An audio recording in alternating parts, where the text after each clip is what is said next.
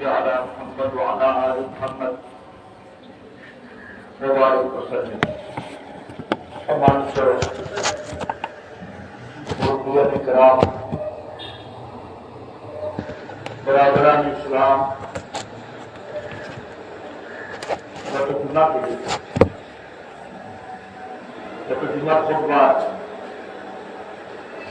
ওযুর ফরজ ওযুর গুরুত্ব ওযুর ফজিলত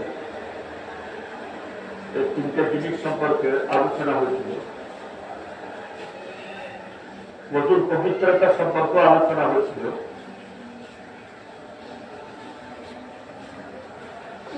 ওযুর পর যে জিনিসটা যে আমলটা করা হয় তার নাম হল নামাজ।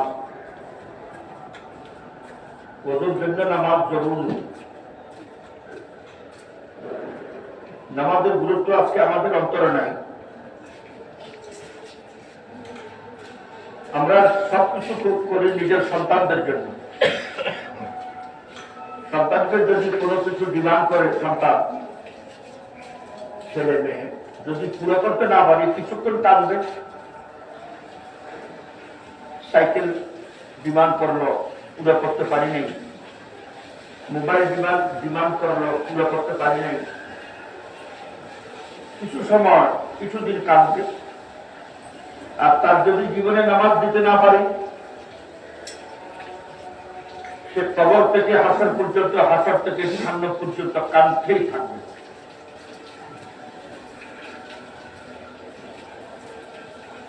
ওটার জন্য তো বহুত আফসোস হয়, কিন্তু ওই সময় তার কান্নাটা তার তকদির হয়ে যাবে, মুকদ্দর হয়ে যাবে, কপাল হয়ে যাবে, কেউ থামাতে পারবে না।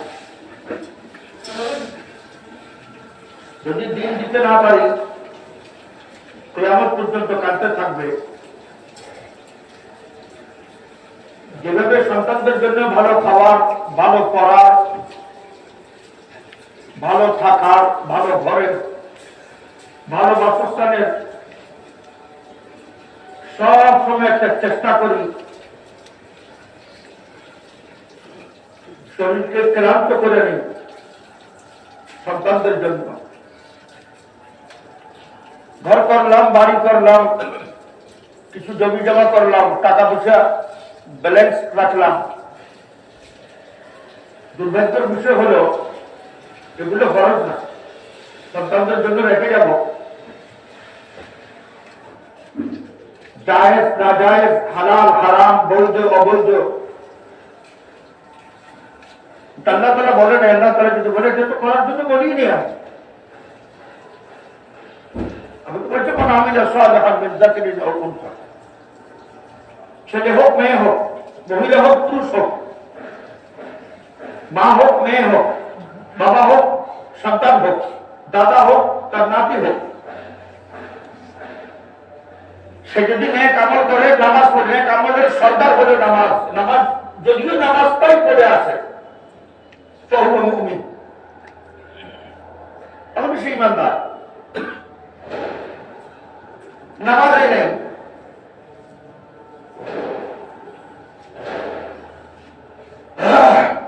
ভালো স্কুল, ভালো কলেজ, ভালো ভার্সিটি, দেশের ভার্সিটি যখন শেষ করে দেয়, কোন কোন ধারণা তো এমন আছে যেগুলো দেশের ভার্সিটি ভরসা করে না, তারা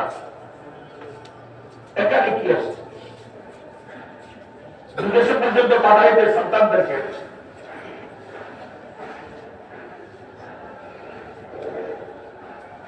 এই চিন্তা কখনো আসে না ভালো আকীদা তাকে দিই, ভালো আল্লাহর সঙ্গে ভালো সম্পর্ক করার পদ্ধতি বলে দিই। আকীদার নাম হলো আল্লাহর সঙ্গে বান্দার ভালো সম্পর্ক, যে পদ্ধতিতে হয় তার নাম হলো আকীদা। আল্লাহকে এক মানা আকীদা, আল্লাহ থেকে চাওয়া আকীদা, কিয়ামতের দিনের বিশ্বাস করা আকীদা, আখিরাতের উপর উঠতে হবে আকীদা। এই আকীদার উপর বিশ্বাস করলে তো আল্লাহর সঙ্গে একটা সম্পর্ক হবে।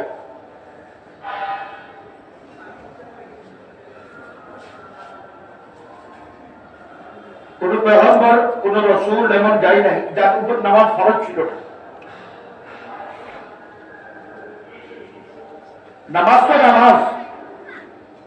রাসূলুল্লাহ সাল্লাল্লাহু আলাইহি ওয়াসাল্লামের সাহাবায়ে কেরাম, এক সাহাবী ছিলেন আব্দুল্লাহ বিন মাসউদ রাদিয়াল্লাহু তাআলা আনহু।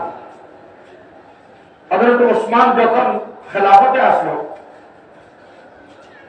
আব্দুল্লাহ বিন মাসউদের শারীরিক অবস্থা অবনতি হলো, মৃত্যুর শয্যায় ছিল। তার কাছে এক রিওয়ায়াতে আছে নিজে আসলেন, এসে বলল, তোমার তো সব মেয়ে,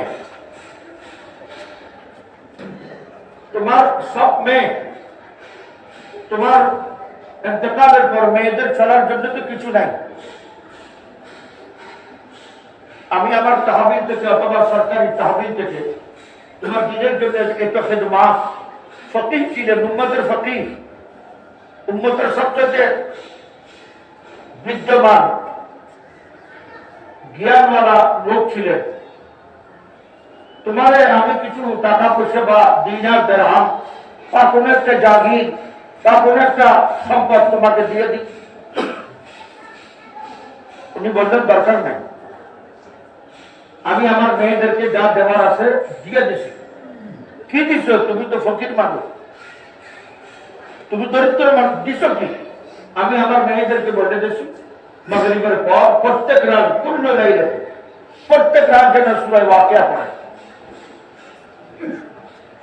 চিন্তা করেন ইমানের কি অবস্থা। ইমানের কত পর্যায়ে গেলে এই কথাটা বলতে পারে, আমি দিয়ে দিছি। শুধু তার নামাজের ভিতর ছিলেন না, কোরআনের এক একটা রাসূলুল্লাহ সাল্লাল্লাহু আলাইহি ওয়াসাল্লাম যে কথাটা বলে গেলেন, যে ঘরে সূরা ওয়াকিয়া তেলাওয়াত হয় সেই ঘরে অনাহারে থাকে না মানুষ, সেই ঘরে কোনোদিন আর্থিকভাবে সংকট হয় না, তার জরুরত পুরো হবে। এটা পরীক্ষিত। আমাদের আজকে ফিতনার যুগেও বহুত ঘরানা এমন আছে যাদের কাছে ভালো কোনো ইনকাম নাই, সামান্য মামুলি ইনকাম, অথবা ইনকাম নাই, কিন্তু সূরা ওয়াকিয়া তাদের ঘরে ছেলে মেয়ে পিতা মাতা সবাই তেলাওয়াত করে। আল্লাহ তাআলা ব্যবস্থা করে দিতেছে, যা ইনকাম হয় তার ভিতরে আল্লাহ তাআলা বরকত দান করে।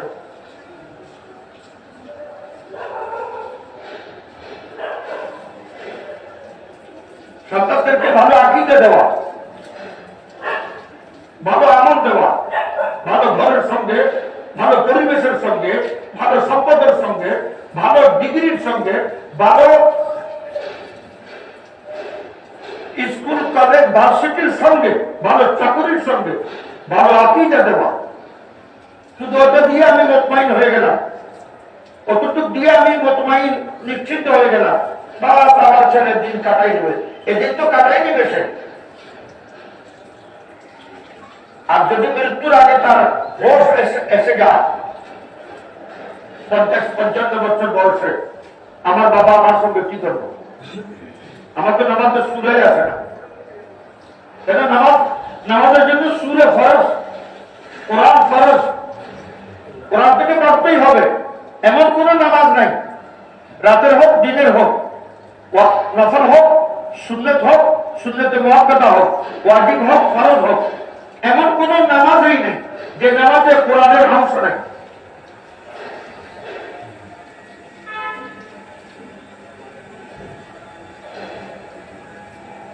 আমরা আবার আরো একটা কাজ করি, সন্তানদেরকে প্রাইভেট টিউটর, প্রাইভেট মৌলানা কারি সাহেব রেখে সন্তানদেরকে পড়াই দিই। ঠিক আছে, আপনার উদ্যোগকে আমি সম্মান জানাই, কিন্তু এটা হচ্ছে জরুরি।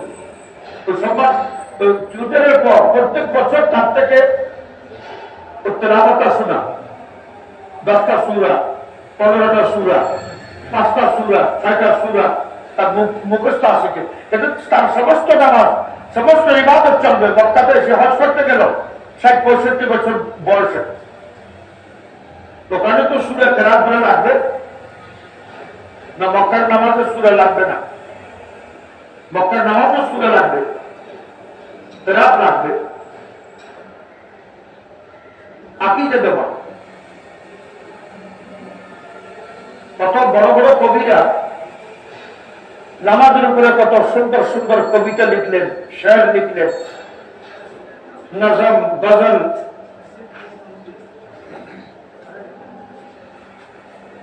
এই জন্য সন্তানদেরকে ছোটবেলা থেকে আকীদা তার প্রথম আকীদা এটা শিখে। তুমি যদি এই কাজ করো তোমার আল্লাহ নারাজ হয়ে যাবে, তোমার আল্লাহ। তুমি যদি এই কাজ করো তোমার আল্লাহ খুশ হবে, রাজি হবে, তোমার আল্লাহ তোমার প্রতি সুদৃষ্টি দিবে। যদি তোমার বলতে থাকেন তাহলে তার ভিতরে একটা আস্থা আসবে, আল্লাহ তাহলে আমার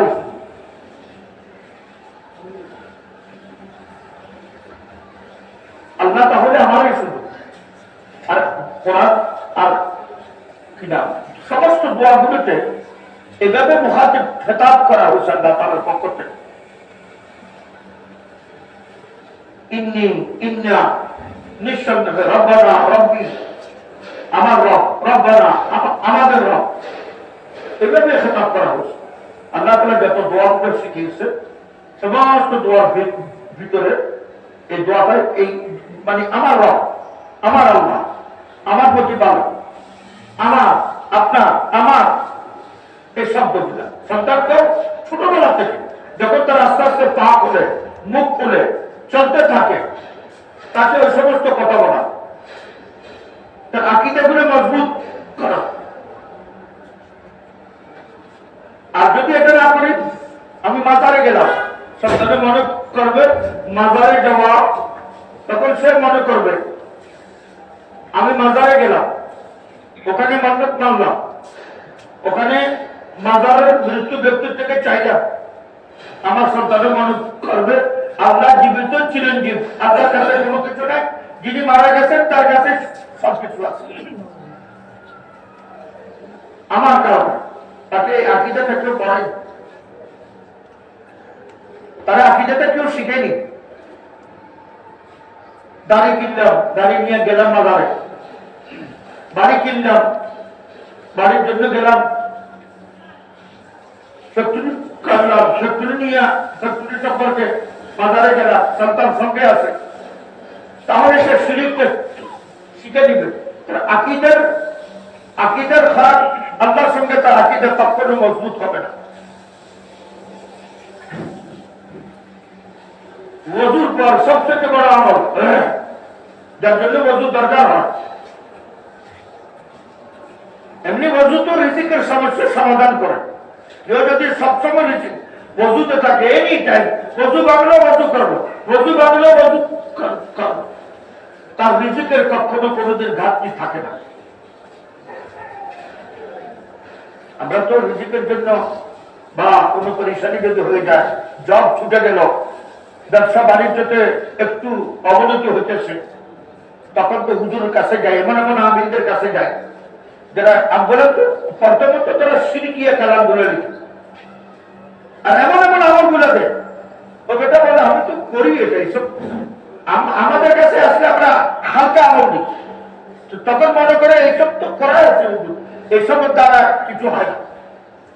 এমন আমল দিবে এত হাজার বার, এত লক্ষ বার, এক পা দাঁড়িয়ে এশারে নামাজের পর কেবলামুখী, কেবলা আর দক্ষিণমুখী হয়ে এই কোনা হয়ে এত হাজার বার এটা পড়েন না, হ্যাঁ এ হইল না আমার। সাহাবায়ে কেরাম আল্লাহ রাসূলের কাছে আসলে, ইয়া রাসূলুল্লাহ আমার আর্থিক অবস্থা খুব দুর্বল। রাসূলুল্লাহ সাল্লাল্লাহু আলাইহি ওয়াসাল্লাম বললেন ওযু করতে থাকো, ওযু ভাঙবে ওযু করো, ওযু ভাঙবে ওযু করো। ওযুর ভিতরে গত জুমাতে আমি কিছু আদাব বলছিলাম। আমাদের তো ওযুর আদাব গুলো, আমাদের বাসায় যখন ওযু করি ওযুর আদাব গুলো থাকে না, বসার জায়গা নেই, বাসাতে বসার জন্য ওযুর আদাবের সঙ্গে বসবো, ওযুর বিসমিল্লাহ পড়া সম্ভব না, বাথরুমে করতে হয়, ওয়াশরুমে করতে হয়, বা বেসিনে করতে হয়, বসার কোনো জায়গা নেই। সমস্ত জরুরত পুরো করার জন্য বা ফাহিশ পুরো করার জন্য সব ইঞ্জিনিয়ার সাহেবকে বলে সব করা হোক, করা হয় না ওযুটা। নামাজের জন্য একটা জায়গা, ওযুর জন্য একটা স্থান। ওযু বুনিয়াদ, ফরজ ইবাদত, তার কিছু কন্ডিশন আছে। এবার এত বড় ফরজ ইবাদত, মারা গেছে একজন লোক, তাকে গোসল দিবে নাকি ওযু করা?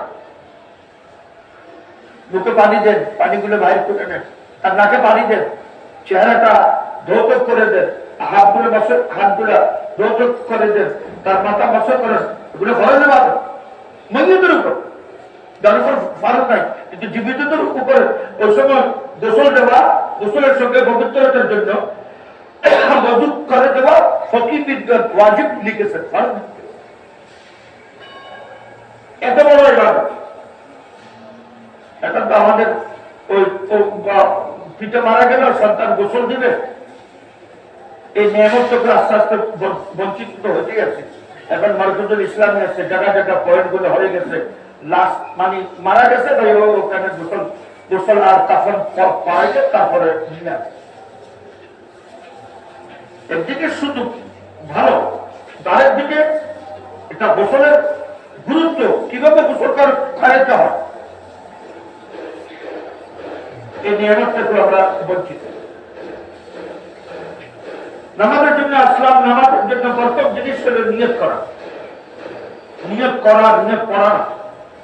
এখনো পর্যন্ত আমাদের ভিতর এই চিন্তাধারা থেকে গেছে যে নামাজ কোরআন মুসল্লিয়া লিল্লাহি তাআলা, যে শব্দগুলো আছে এটা কিতাব বাংলাতে আছে, আরবি কায়দা, যে সরল কোরআন বা অন্যান্য যেগুলো আবজদ আলফাবেট পড়া হয় ওখানে আছে। তার পিছনে কারণটা কি জানা তো নাই, কিন্তু এই সমস্ত কথা নিয়ত গুলো আছে, এগুলো পড়ি আমরা, পড়ার সঙ্গে কোনো সম্পর্ক। নিয়তের নাম হলো পড়া। আমি জাকাত দেব, জাকাতের জন্য কিছু টাকা বাইর করে রাখলাম, ওই সময় নিয়ত করলাম এই টাকাটা আমি জাকাতের জন্য বাইর করে রাখলাম, এতটুকু নিয়ত যথেষ্ট। রোজা রাখবো, সেহরি খাইতে পারে না না পারে, আগামীকাল রোজা রাখবো আমি, এতটুকু নিয়ত যথেষ্ট। মনে মনে নিয়ত করা, নামাজের জন্য নিয়ত করা। তো নিয়ত করার প্রত্যেকটা ইবাদতের জন্য নিয়তের দ্বারা গুরুত্ব বেড়ে যায়,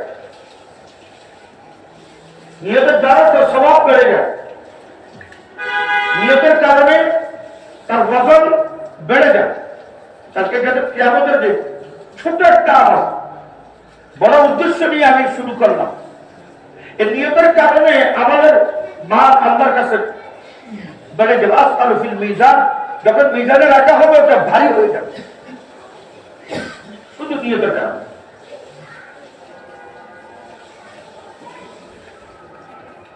নামাজের জন্য শরীর পাক হওয়া, একটা হলো পরিষ্কার হওয়া, একটা হলো পাক হওয়া। পরিষ্কারের সঙ্গে সঙ্গে পাক হওয়া।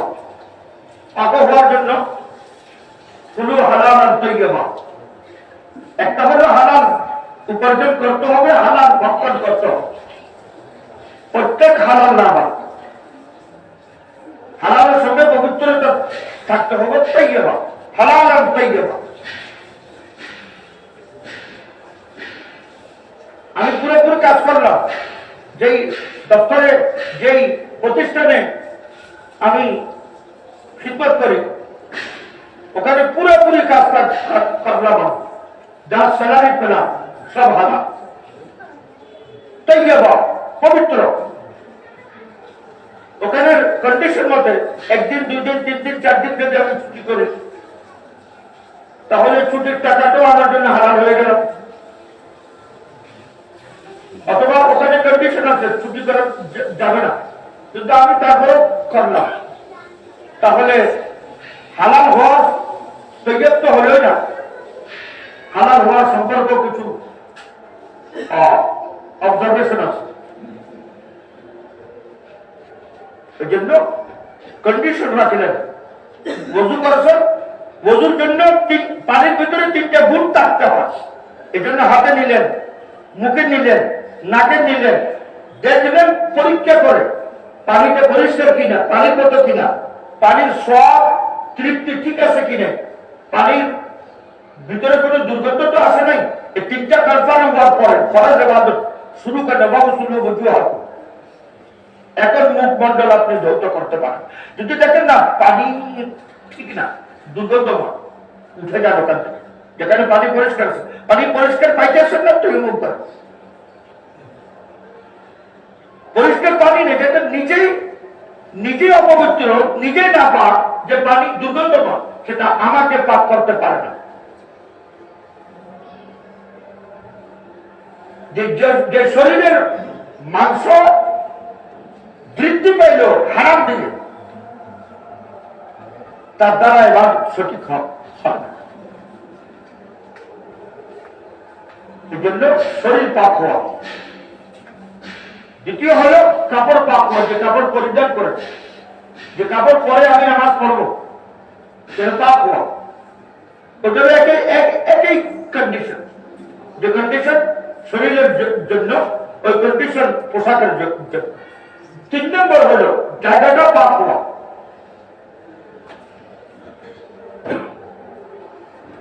চতুর্থ হলো সতরে ঢাকা, সবসময় নিয়ে যায়। আপনার সন্তান যখন 2 কোয়ার্টার, 3 কোয়ার্টার, 4 কোয়ার্টার পড়ে, আপনাকে খেয়াল রাখতে হবে। সে যদি বসে সন্তান 3 কোয়ার্টার, 2 কোয়ার্টার বাসায় পড়বে, বাসায় ওদের পড়বে, ল্যাংটায় তাকে রাখেন আপনি। 18, 19, 20 বছরের ছেলেকে ল্যাংটায় রাখেন আপনি, কোনো অসুবিধা নেই। আপনার ঘরের ভিতরে তো হস্তক্ষেপ করা যায় না, ল্যাংটায় রাখেন। আমার ছেলে ল্যাংটায় আমার কোলে ছিল, আজকে আমার সামনে আছে, কোনো অসুবিধা নেই। আমার চোখ থেকে যদি হায়া চলে যায়, শরম চলে যায়, লজ্জা চলে যায়, যেভাবে ইচ্ছে ওভাবে রাখি, কোনো অসুবিধা নেই। কিন্তু একটা কথা মনে রাখবেন, নাভির থেকে হাঁটুর নিচে পর্যন্ত একটা ফরজ, এনি টাইম। মহিলাদের জন্য চেহারা ছাড়া, হাতের দস্তানা, হাতেলি ছাড়া, পায়ের পাঞ্জা ছাড়া পুরা শরীর সতর্ক, পুরা শরীর। নামাজের ভিতরেও, নামাজের বাইরে, নামাজেও সতর্ক ঢাকা ফরজ, পুরো শরীর ঢাকা সুন্নাত ফরজ পুরুষের জন্য, নাভির থেকে হাতের নিচ পর্যন্ত ফরজে। যদি 3 আঙ্গুল বরাবর খুলে যায়, এতটুকু পড়লাম, খুলে গেল 3 আঙ্গুল পর্যন্ত, নামাজ হবে না। 3 বার সুবহানাল্লাহ তাসবিহ পড়ার সমপরিমাণ সময় যদি অতিবাহিত হয়, নামাজ হবে না। কন্ডিশন আছে ভাই। 2 কোয়ার্টার, 3 কোয়ার্টার, হাফ প্যান্ট পরে যখন আমার সন্তান ভুল হয়ে গেল, সে যখন ভাত খাবার জন্য, খাবার জন্য, বসার জন্য সোফায় বসলো, পালঙে বসলো, বসার সঙ্গে সঙ্গে এদিকে কাপড়টা উঠে আসলো।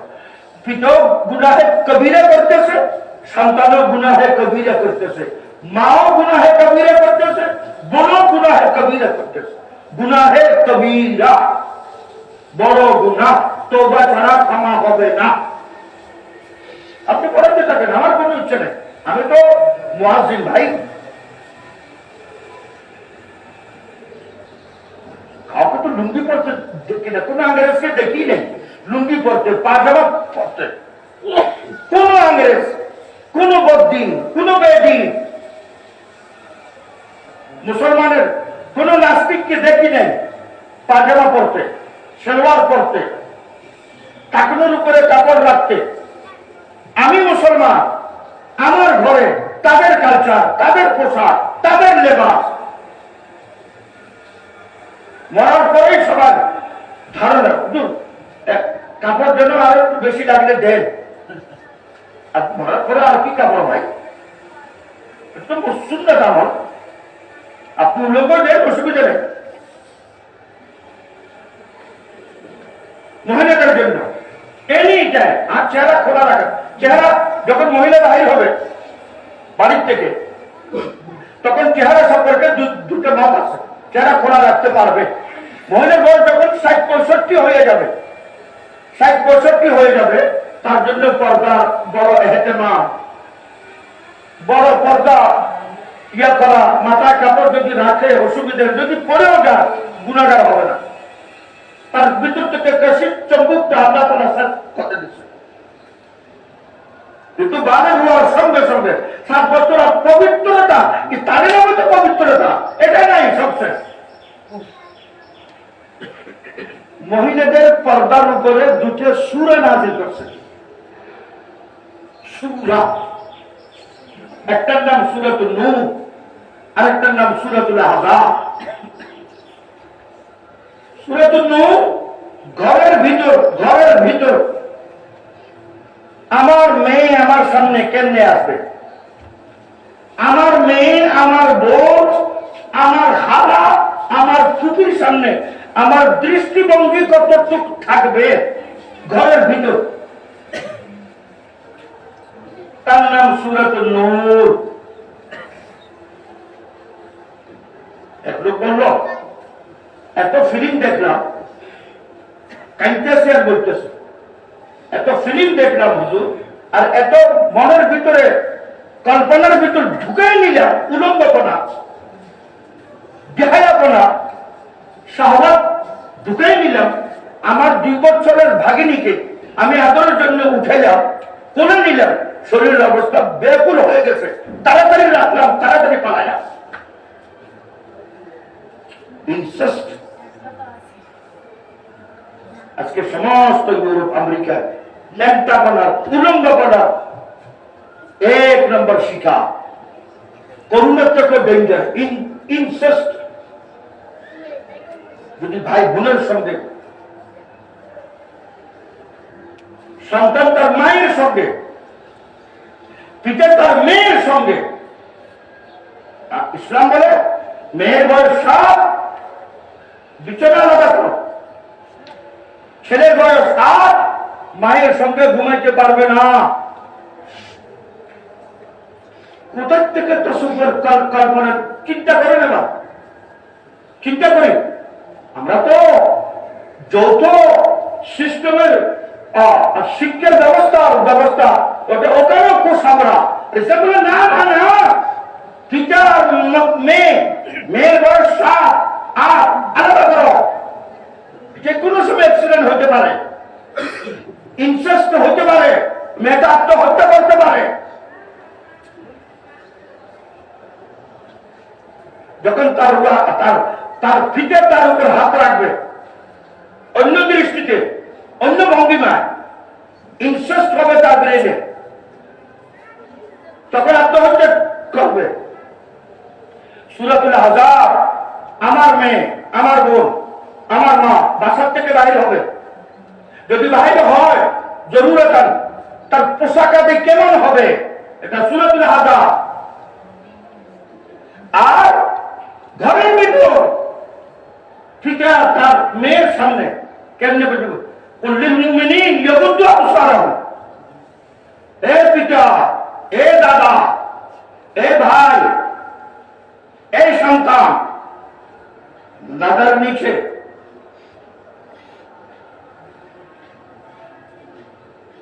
তুমি যদি নজর নিচে রাখো, ইয়ে হবে ফুরুজ, তোমার ঘরের ইজ্জত রক্ষা হবে। আমার বহুত কেস আছে, আমি তো একটা কেস বললাম আশেপাশে ঢাকা শহরে। আমার আপন ভাগিনীকে আমি হাতে দিলাম, শরীর কেটে উঠলো আমার, ওই তসুপরটা এসে গেল, ওই কল্পনাটা এসে গেল, ওই ভাবনাটা এসে গেল, তাড়াতাড়ি রাখলাম, পালালাম আমি। ওখানে বসে থাকার আমার হিম্মত হয় নাই, সাহস হয় নাই।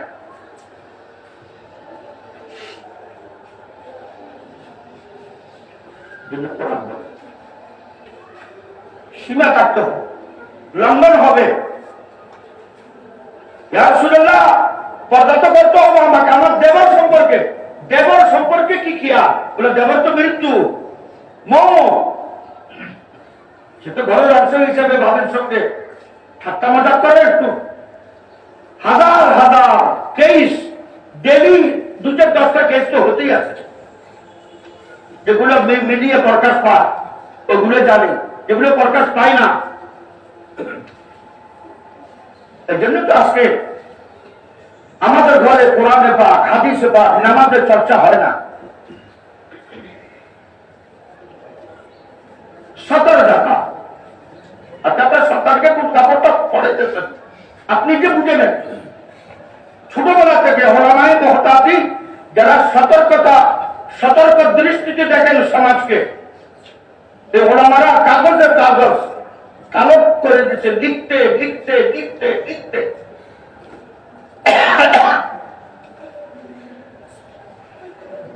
হাফ প্যান্ট কত বছর পর্যন্ত হাফ প্যান্ট পরার, আজ আমরা যে বাচ্চাদের পেশাব পাঠানোর জন্য ওই যে ইয়াটা রাখা হয় ক্যাম্পাস, বাচ্চারা নবীদের মতো মাসুম, নবীদের মতো মাসুম, নিষ্পাপ। হ্যাঁ, জরুরতের জন্য 1-1 ঘন্টার জন্য রাখেন, 2-4 ঘন্টার, সকালে পড়ালেন বিকেলে খুলতেছেন। নিষ্পাপ শিশু, তার ভিতরে ওই নাজাসাত, ওই অপবিত্র তার একটা অ্যাকশন রিঅ্যাকশন তার শরীরের ভিতরে এসে যায় পাম্পাসের কারণে। পড়াতে জরুরতের জন্য কোথায় কোনো ফাংশনে গেলেন, কোন জায়গায় গেলেন, বাচ্চা বারবার ওখানে আমার পর্দার খেয়াল রাখা সম্ভব হবে না, আমি অন্য একটা ঘরে গেলাম, অন্য একটা পরিবেশে গেলাম, বারবার যাওয়া আসা আমার পক্ষে সম্ভব না, ভিন্ন কথা এটা। কিন্তু ওই সময় যদি ওদেরই যদি রাখি, ওই ছেলের ভিতরে পবিত্রতা অর্জন করে তার জীবনে মুশকিল হয়ে যাবে। আর জরুরত তো তকদ্দুর, জরুরতকে জরুরত মোতাবেক রাখেন। বাথরুমে অতক্ষণ থাকেন যতক্ষণ বাথরুমে দরকার আছে, এবং বাথরুমে বসে যদি পুরা T20 দেখে আসেন, বলে না বসছে যখন T20 দেখে যায়, T20 ওয়ান ডে যদি বাথরুমে দেখেন পুরোটা, তাহলে তো রিয়াকশন আসবে, তার রিয়াকশন আসবে। 17 টাকা পুরুষদের 17 এতটুক, মহিলাদের 17 এতটুক। হুজুর আমাদের উপর হস্তে ভাই কালমা পড়ছেন, ঈমান নিয়ে আসছেন, বাস আমার কথা হলো কান পর্যন্ত পৌঁছে দেওয়া। এখন আপনি ঘরে কন্ট্রোল করতে পারেন না পারেন এটা আপনার বিষয়, আপনি আল্লাহ মরে আপনিও যাবেন, আপনার থেকে জিজ্ঞেস করা হবে। কুল্লুকুম মাসউল, যত আমরা আছি এখানে আল্লাহর কসম সবাই দুর্নীতি দমন কমিশনের সামনে দাঁড়াইতে হবে, যখন আল্লাহ তাআলা বলবেন এদিকে কি কি দুর্নীতি করছে সেদিকে। আমি তো আজান দেওয়ার লোক, মুয়াজ্জিন আজান দেয় না, আজানের সুন্নাত কি? প্রথম সুন্নাত, আজানের প্রথম সুন্নাত শব্দ পরে বলেন, আগে নিজেরটা বন্ধ করেন, কান বন্ধ করেন। কেন? কারো কথা শুনবো না, সরকারি বেসরকারি, এলাকার গুন্ডা মাস্তান কারো কথা শুনবো না, আমি কান বন্ধ করে বলতেছি আল্লাহই বড়, আল্লাহর কথাই বড়, আল্লাহর হুকুমই বড়, আল্লাহর আসমান থেকে যে হুকুম নাযিল করছেন এটাই বড়, কারো কথা শুনবো না, আল্লাহটা শুনো।